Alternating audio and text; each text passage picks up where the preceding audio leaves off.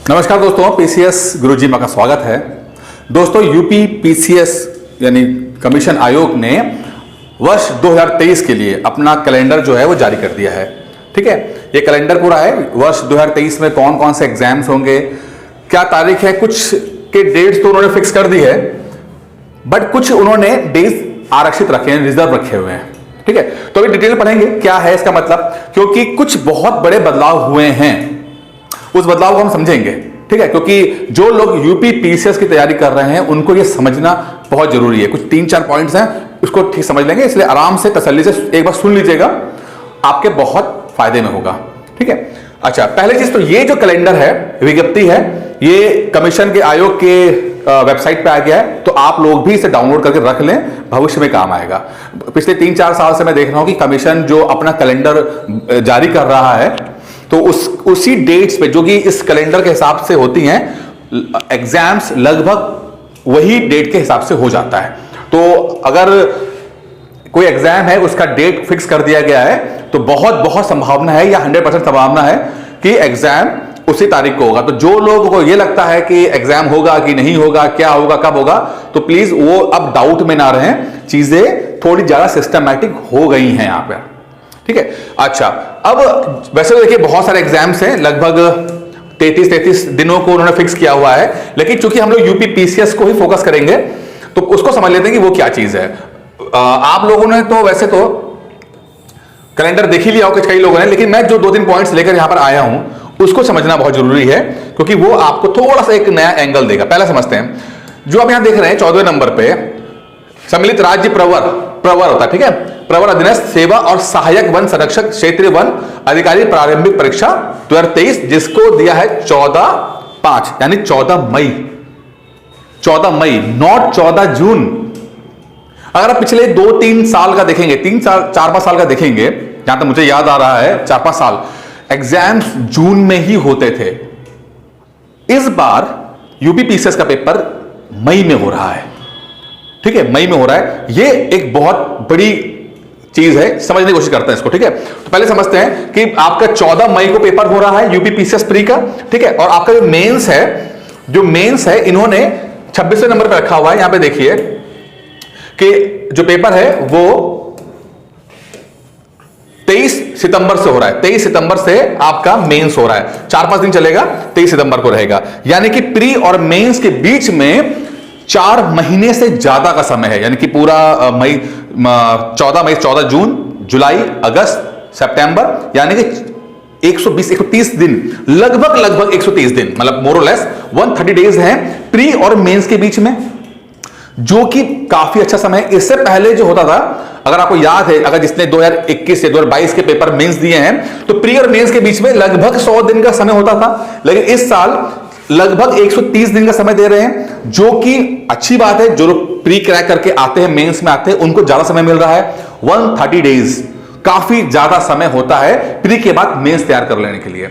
अब इसके पीछे कारण क्या है, मैं थोड़ा समझा देता हूं उसके अंदर। पहले समझते हैं कि ये जो पेपर है आपका, ये जो 14 तारीख को हो रहा है, इसके पीछे कारण क्या है। इसके पीछे मुझे 2 कारण समझ में आ रहे हैं, वो समझते हैं। पहला कारण है, बहुत सारे स्टूडेंट जो आईएएस की तैयारी कर रहे हैं और उनका यूपी पीसीएस को पेपर देना, मतलब यूपी पीसीएस का भी एग्जाम दे देना और आईएएस का पेपर भी दे देना, यूपीएससी का देना।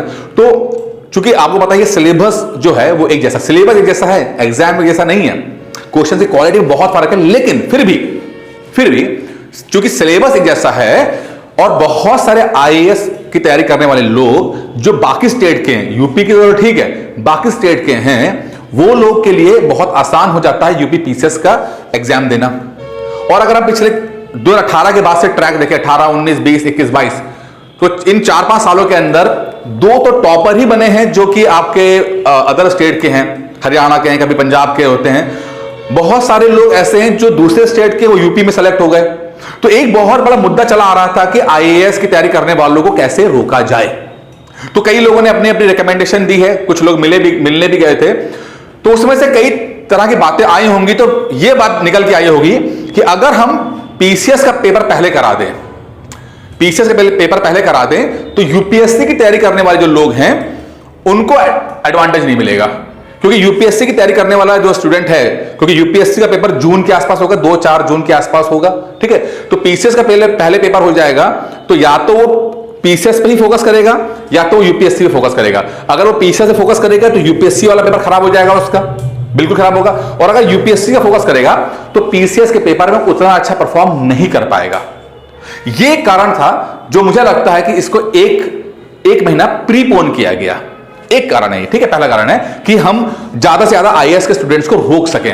अब कितने कामयाब होते हैं या नहीं कामयाब होते हैं ये वक्त बताएगा। अभी फिलहाल उनकी स्ट्रेटेजी में ये रहा है कि हम यूपीएससी के बच्चों को, खासकर बाकी स्टेट के बच्चों को रोक सकें। क्योंकि पहले क्या होता था कि जैसे यूपीएससी का पेपर खत्म हुआ 2 हफ्ते के बाद पीसीएस का आया, जो पढ़ाई की है वही इस्तेमाल हुआ था यूपी पीसीएस के अंदर, ठीक है। तो ये एक सही स्ट्रेटजी रही। फिर जो मुझे लगता है कि 4 महीने का समय जो मिला, 4 महीने का समय जो मिल रहा है, मतलब 130 दिन का, वो भी अच्छा है। क्योंकि प्री का पेपर होने में और रिजल्ट आ जाने में, ठीक है, बहुत कम समय बचता है। कुछ ऐसे लोग होते हैं जो मार्जिन पे होते हैं, समझ नहीं आ रहा कट ऑफ क्या है। मान लीजिए 85 क्वेश्चन कट ऑफ गया है, तो 83 वाले, 84 वाले, 86 वाले, 87 वाले, 88 वाले समझ नहीं पा रहे होते हैं कि क्या करें, मेंस की तैयारी करें कि प्री की तैयारी करें, क्या करें। तो उसमें कुछ समय चला जाता है। जब आप लोग जब अपना मेंस प्री लिख के आओगे तो कुछ लोग ऐसे होंगे जो बिल्कुल ही कंपटीशन से बाहर हो गए, जिसके 80 से नीचे हो गए जनरल कैटेगरी के अंदर, तो ऐसी कंपटीशन से बाहर हो गए। लेकिन बहुत सारे लोग होंगे जो 80s में रहेंगे, तो उसमें जो समय बर्बाद होता है तो उसका कॉम्पनसेशन है। तो 4 महीना 130 दिन बहुत है। अगर आपने प्री की तैयारी कर रहे हो और मेंस की तैयारी उतनी ज्यादा नहीं है, तो प्री के एग्जाम के बाद भी आपके पास समय है मेंस की तैयारी कर लेने का। 130 डेज मोर देन सफिशिएंट, अच्छा है। उसके बारे में भी आऊंगा थोड़ा सा, अभी यहां पे देखते हैं। तो मुझे लगता है कि दो जो ये आपके रखे गए, उसका मेन कारण है यूपीएससी के स्टूडेंट्स को रोकना। चलिए, अब ये तो चलो हो गया। अब यहां पर अब क्या करना है, आप लोग क्या करो कि आपका भला हो जाए, ये तो समझ लिया आप लोगों ने, ये तो चीजें हो गई हैं कि आप लोग क्या करें। अच्छा, यहां पर एक जो आरओ एआरओ को लेकर है समस्या, उसके लिए दूसरा वीडियो मैंने बनाया है डिटेल में, आप वाला वीडियो देख लीजिएगा। अभी हम यूपी पीसीएस को लेकर जाएंगे। अब कुछ स्टूडेंट्स का है कि सर क्या ऑप्शनल सब्जेक्ट का क्या रहेगा। देखिए भाई, वैसे बहुत सारी चीजें इस समय यूट्यूब पे चल रही हैं, मैं इतना ज्यादा चीजों में जाता नहीं हूं। अब क्या है कि नोटिफिकेशन जो है, चलिए एक बात हम ले लेते हैं, नोटिफिकेशन कब आएगा। 2 आपके हैं। नोटिफिकेशन जो है वो जनवरी एंड तक आ जाएगा। जनवरी एंड तक नोटिफिकेशन आपका आ जाएगा। तो जो लोग तैयारी कर रहे हैं तो थोड़ा सा रखें, जनवरी एंड तक आपका नोटिफिकेशन आ जाएगा और उसी में पता लग जाएगा कि आपका ऑप्शनल है या नहीं है। तो जिन्होंने तैयारी कर रखी ऑप्शनल की तो वो शांत होकर बैठ जाए, जिन्होंने तैयारी नहीं की हुई है तो वो भी चुपचाप होकर बैठ जाए। जहां इतना वेट कर लिया तो 15-20 दिन और वेट कर लीजिए, नोटिफिकेशन आ जाएगा, सब कुछ पता लग जाएगा उसके अंदर होना है कि नहीं होना है, क्या होना है। क्योंकि किसी भी थर्ड पार्टी पे, यानी कि आप मुझ पर भरोसा करो या किसी और यूट्यूबर पर भरोसा करो, अब वो हमारे पास भी अपनी ही सोर्सेस होते हैं, अब पता नहीं कि वो सही है गलत है जो भी है, लेकिन अब हमें तो लगता है कि सही तरीके से बताया हमने, लेकिन अब कमीशन तो कमीशन ही है। तो जिन्होंने तैयारी कर रखी है वो अच्छी बात है, जिन्होंने नहीं की है वो भी अच्छी बात है। अभी कुछ मत करो, 15-20 दिन शांत होकर बैठ जाओ, नोटिफिकेशन जनवरी एंड में आएगा, सारे पत्ते खुल जाएंगे, सब कुछ पता लग जाएगा, ठीक है। जब तक आप पीसीएस प्री की तैयारी कर लो और ज्यादा आपको मेंस को लेकर चिंता है तो जीएस पढ़ लीजिए, अपना हिंदी पढ़ लीजिए, जीएस पढ़ लीजिए, जीएस 1, 2, 3, 4 बहुत कुछ है पढ़ने के लिए, पढ़ सकते हैं आप, ठीक है। अच्छा, अब ये आएगा कि करे क्या, नोटिफिकेशन आ गया, स्ट्रैटेजी क्या रहेगी भैया पीसीएस क्रैक करने की। 100 अगर आज जो है वो 2 तारीख है, तो 2 तारीख से अगर हम कैलकुलेट करते हैं जनवरी, फरवरी, मार्च, अप्रैल, मुझे लगता है कि 120 दिन ही है, मैं 30 अप्रैल तक ले चला हूं, तो 120 दिन के अंदर क्या रहेगा, 120 दिन के अंदर क्या स्ट्रैटेजी रहे कि एग्जाम क्रैक कर सके। तो उसको थोड़ा सा समझते हैं यहां पर हम लोग, ठीक है। थोड़ा सा मैं यहां पे लेकर चलता हूं यहां पे कि एक ऐसा स्टूडेंट जो कि बिल्कुल न्यू है। देखिए, आज मैं कुछ बातें बताऊंगा। मैं आज आपको एक छोटी सी कहानी समझाता हूं पहले, ठीक है। या उससे पहले मैं एक चीज और बताता हूं, चलो कहानी में थोड़ी बात बताऊंगा, पहले एक आपको बताता हूं। अमूमन 4 तरह के ही स्टूडेंट होते हैं, 4 टाइप्स ऑफ स्टूडेंट होते हैं, 4 टाइप के स्टूडेंट्स होते हैं यूपी पीसीएस की तैयारी करने के लिए। पहले वो लोग जो इच्छा बहुत रखते हैं बट कभी भी इनिशिएटिव नहीं ले पाते, यानी कि कभी भी शुरुआत नहीं कर पाते हैं, खड़े रहते हैं। बस देख रहे होते हैं, साल दर साल फॉर्म आ रहा है जा रहा है, आ रहा है जा रहा है, लेकिन उनको इच्छा भी हो रही है लेकिन इनिशिएटिव नहीं, कभी भी पैर बढ़ा नहीं पाते हैं, कभी भी कदम नहीं बढ़ा पाते हैं, जहां पर है वहीं रुके रहते हैं। ठीक है, पता नहीं क्यों कंफ्यूज रहते हैं, खड़े रहते हैं। दूसरे होते हैं जो एक कदम बढ़ा देते हैं, एक कदम बढ़ाकर आगे चलने की कोशिश करते हैं, पर दूसरा पैर खींचते हुए चलते हैं। एक पैर आगे बढ़ा लिया, दूसरे पैर को खींच रहे हैं, तो ऐसे लंगड़ा लंगड़ा के चल रहे होते हैं। तीसरे होते हैं जो दोनों पैर एक साथ उठा लेते हैं और दोनों उठाने से मुंह के बल गिरते हैं। ऐसे तीसरे तरह के स्टूडेंट होते हैं। लेकिन चौथा जो स्टूडेंट होता है ना, वो बहुत बढ़िया स्टूडेंट होता है। वो होता है कि वो अपना एक पैर उठाता है और जब तक दूसरा पैर जमीन पे ना रख दे, पहला पैर जमीन पे ना रख दे और जमा न दे, दूसरे पैर को नहीं उठाता है। अब आपको देखना है कि आप किस तरह के स्टूडेंट हैं। क्या प्लेटफॉर्म नंबर 1 पे खड़े रहने वाले स्टूडेंट हैं कि साल दर साल चीजें हो जा रही हैं और आप सिलेक्शन छोड़िए साहब, तैयारी भी नहीं कर पा रहे हो, तैयारी शुरू भी नहीं कर पा रहे हो। अभी मैं आपसे वीडियो बना रहा हूं, उससे जस्ट पहले एक स्टूडेंट का फोन आया।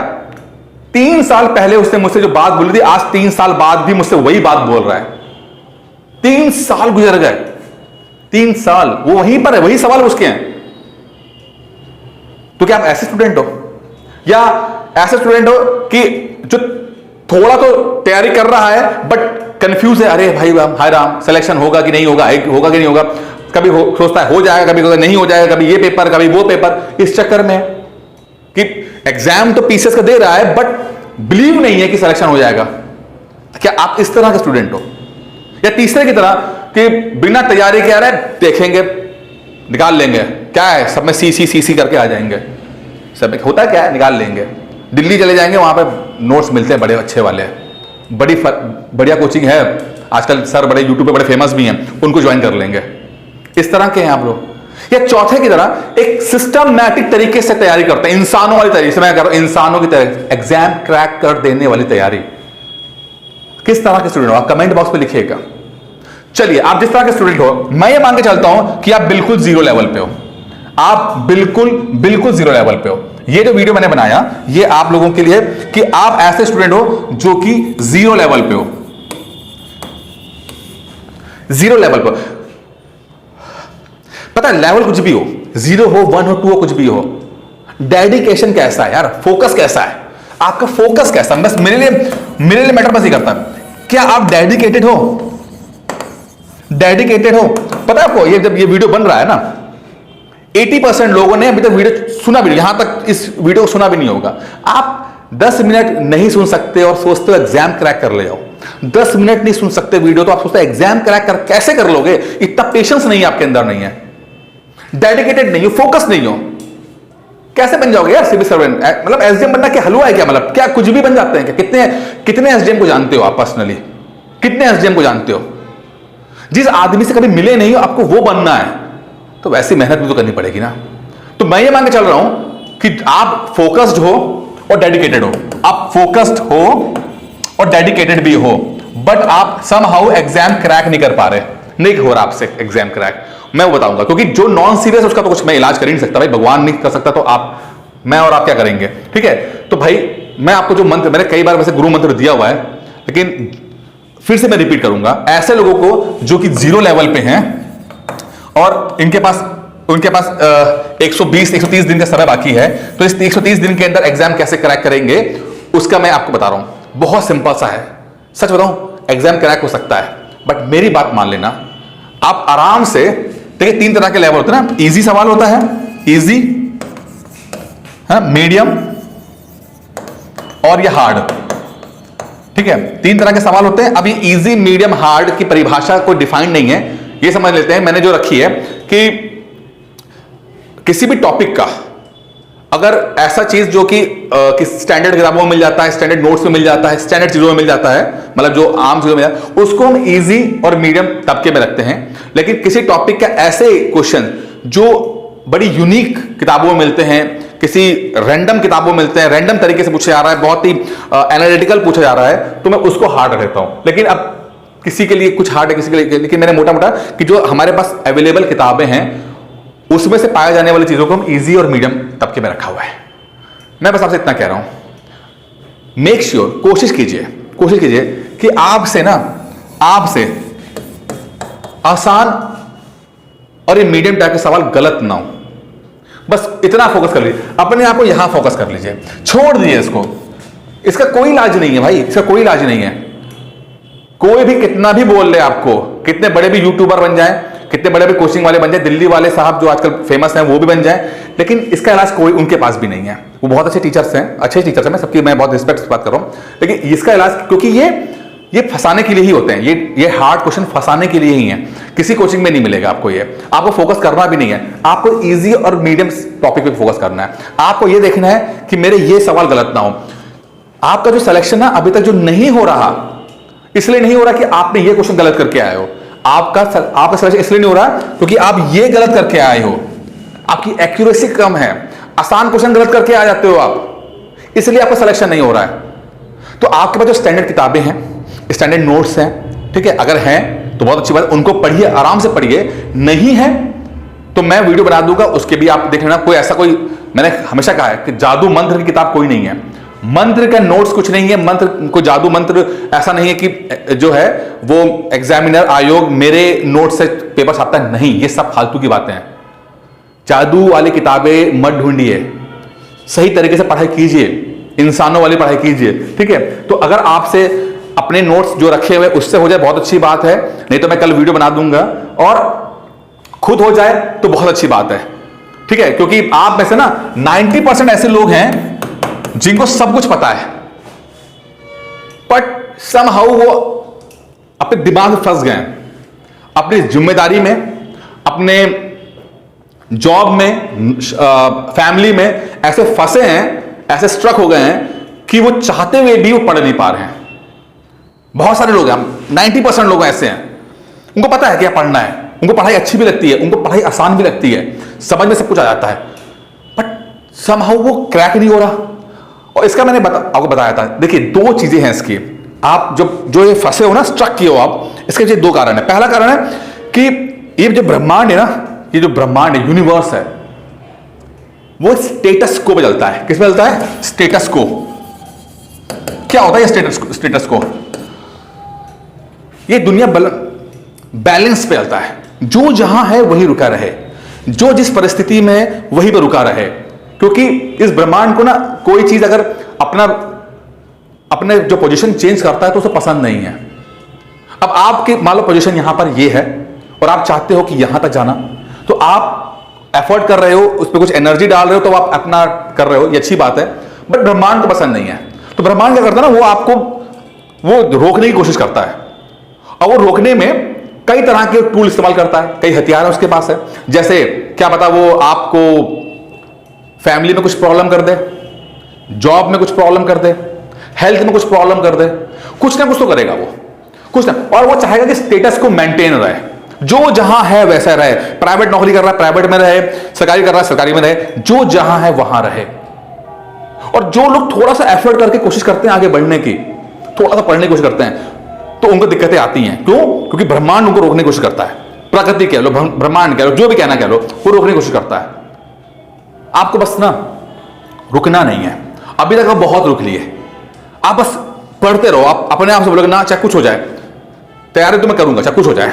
और आप देखोगे बस कुछ समय आपको बर्दाश्त करना पड़ेगा, कुछ समय, ये मेरा पर्सनल एक्सपीरियंस है, कुछ समय करना पड़ेगा, और देखोगे कि उसके बाद चीजें बहुत स्मूथ हो जाएंगी, बहुत स्मूथ हो जाएंगी, अपने आप पढ़ाई आने लगेगी। प्रॉब्लम क्या है? आप उस बैरियर को क्रॉस नहीं कर पा रहे हो, आप उस बैरियर को क्रॉस नहीं कर पा रहे हो ना, ये तो बस आप इस बैरियर को क्रॉस नहीं कर पा रहे हो।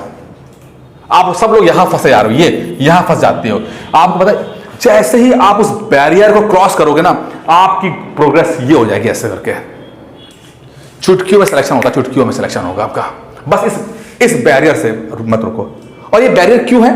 एक तो कारण मैं बता दिया मैंने कि आपको सब रोकते हैं, स्टेटस को मेंटेन करते हैं।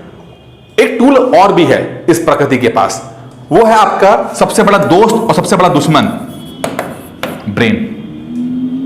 सबसे बड़ा दोस्त और सबसे बड़ा दुश्मन। 30 लाख साल लगे इंसान को बंदर से इंसान बनने में। इस 30 लाख साल के अंदर ब्रेन ने अपना रोल प्ले किया है, वो अपने तरफ से इवॉल्व हुआ है, अपने हिसाब से आगे बढ़ा है। हमेशा ब्रेन चाहता है कि ऐसे सिचुएशन में रहे, ऐसे स्टेटस को में रहे, ऐसे कि जहां पर बचा रहे, सरवाइव कर जाए। वो रिस्क नहीं लेता, वो कुछ अपनी तरफ से कुछ कोशिश नहीं करता है। इस कारण से जो जहां है वहां रहे। तो आपका ब्रेन आपको ऐसे सिग्नल देता है कि भाई जहां पर हो वहीं रुके रहो। क्या करोगे पता नहीं, आगे खतरा कितना होगा। तो यही कारण जब आप कोशिश तो करते हो, आपके अंतरात्मा आपको एफर्ट, आपका एक मन तो बोलता कि नहीं तैयारी करो, तो तैयारी जब करते तो हो आप, बट ये आपका ब्रेन नेगेटिव सिग्नल भेजता है, आपको रोक लेता है। यही कारण है कि आप नई हैबिट को डेवलप नहीं कर पाते, क्योंकि आपका ब्रेन को लगता है कि अगर कुछ नया करोगे तो रिस्क है इसके अंदर। इस तरह की चीजें होती हैं। यही कारण है कि आप 2-3 साल की तैयारी करने के बावजूद भी एग्जाम क्रैक नहीं हो पाता।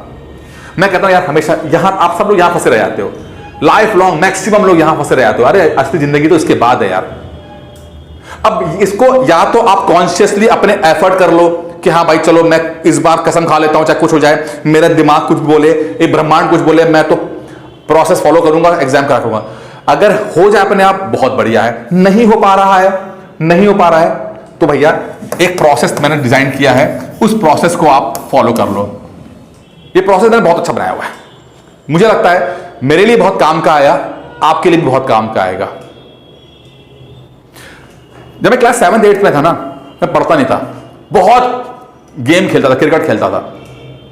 मेरी मम्मी बहुत परेशान हो गई कि यार ये लड़का पढ़ता ही नहीं है, ये क्या करेगा भविष्य में, पढ़ाई करे, टेस्ट में आ रहे फेल हुए जा रहे हैं, पास हो भी रहे हैं तो बहुत ही बुरे नंबर से पास हो रहे हैं, क्योंकि पढ़ाई पे ध्यान नहीं था। मेरी मम्मी को लगता था कि पता नहीं क्या करेगा, तो वो भगवान के पास मंदिरों में ले जाती थी, किसी बाबा से मिलवाती थी कि यार इसको कुछ आय बुद्धि है।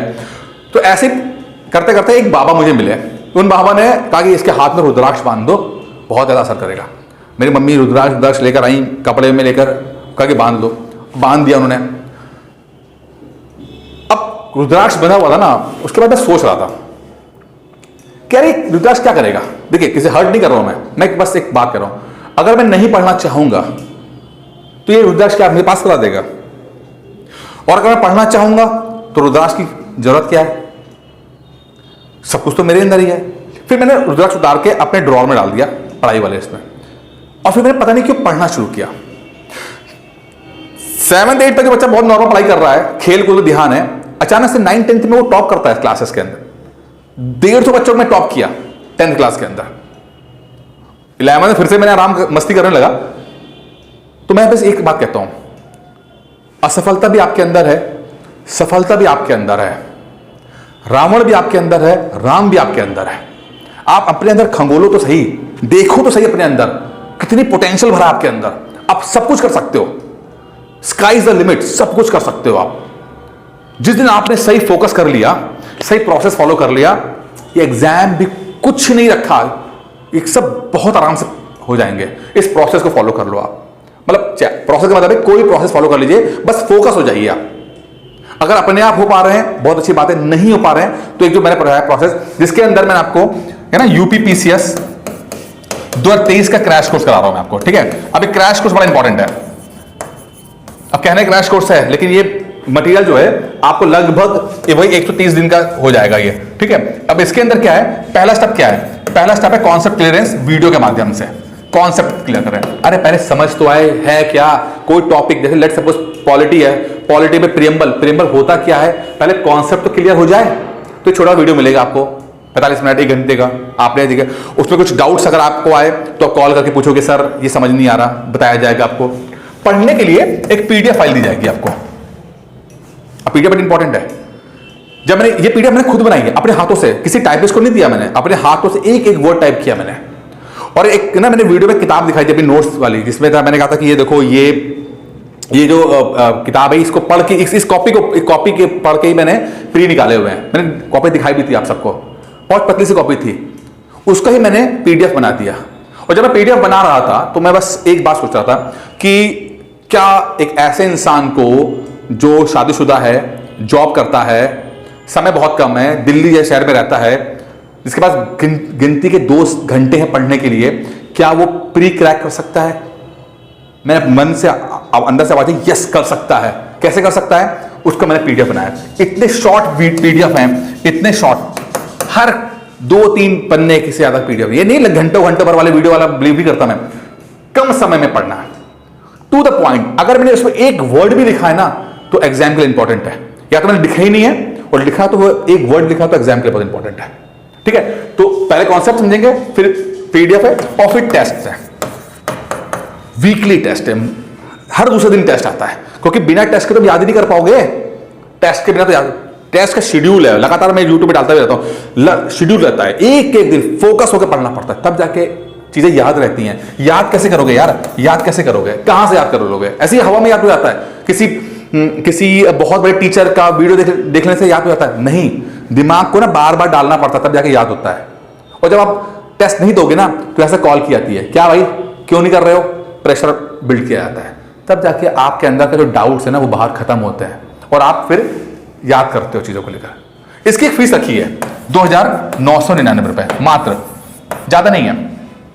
और अभी तक अगर आप सफल नहीं हुए ना, अगर सफल नहीं हुए हो, एक बार ये 4 महीने मुझे दे दो, आपको रिग्रेट नहीं होगा। मेरी बात मान लेना बस, आपको रिग्रेट नहीं होगा। सफलता अलग बात है, लेकिन मैं आपको पढ़ा कैसे जाता है पीसीएस के लिए वो बता दूंगा मैं आपको। फिर आपको किसी की जरूरत नहीं पड़ेगी, अपने आप निकालोगे। इस भगवान चाहेगा तो इसी बार निकलेगा, लेकिन मैं चलो कहता हूं वर्स्ट कंडीशन नहीं भी हुआ तो भी भगवान, आप किसी पे डिपेंड नहीं। मैं आपको बताऊंगा प्रोसेस, ये प्रोसेस ही क्या होता है, कैसे लोग सेलेक्ट हो जाते हैं, अपने आप क्रैक कर ले जाओगे। अगर मन है इस नंबर पे कॉल कर लीजिएगा, इस नंबर पे कॉल कर लीजिएगा, कोर्स के बारे में ज्वाइन कर लीजिएगा। तो मैंने सब कुछ बता दिया आपको, पूरा लंबा वीडियो था, सब कुछ बताया मैंने आपको, कैलेंडर के साथ साथ क्या क्या हो रहा है। ठीक है, आपकी क्या प्रॉब्लम्स हैं, स्टोरी भी समझा दी, अपनी स्टोरी भी समझा दी। ये बताया है कि इंटेलिजेंट पैदाइशी कुछ नहीं होती है, सिर्फ फोकस होना होता है। जिस दिन आप फोकस हो गए ये एग्जाम चुटकियों में निकल जाएगा। खुद कर लो, बहुत अच्छी बात है, नहीं कर पा रहे हो तो किसी की हेल्प ले लो। एक हेल्प की, वो छोटे से, क्योंकि मेरा समय है, एफर्ट है, बाकी लोगों का स्टाफ आता है, उसकी छोटी सी फीस है। अगर आप इतना भी नहीं खर्चा कर पा रहे हो तो फिर क्या करूं भैया, मैं कुछ कर सकता। कुछ बदलना है तो कुछ तो, कहते ना वो भगवान भी तभी आपको ना आशीर्वाद देगा जब आपको चढ़ावा चढ़ाओगे। अगर आप चढ़ावा नहीं चढ़ा रहे ना, कुछ नहीं, भगवान भी नहीं मानता। वो कहता है यार नॉन सीरियस आदमी है, क्या करने दो। तो आपको अपनी परिस्थितियां चेंज करने के लिए कुछ तो एफर्ट करना पड़ेगा। तो करिए, इस नंबर पर कॉल करिए, कोर्स ज्वाइन करिए, सब कुछ मुझे छोड़िए, फिर मैं अपने प्रोसेस के आपको पढ़ाऊंगा। दोस्तों वीडियो में इतना ही था, उम्मीद करता हूं वीडियो पसंद आया होगा। धन्यवाद।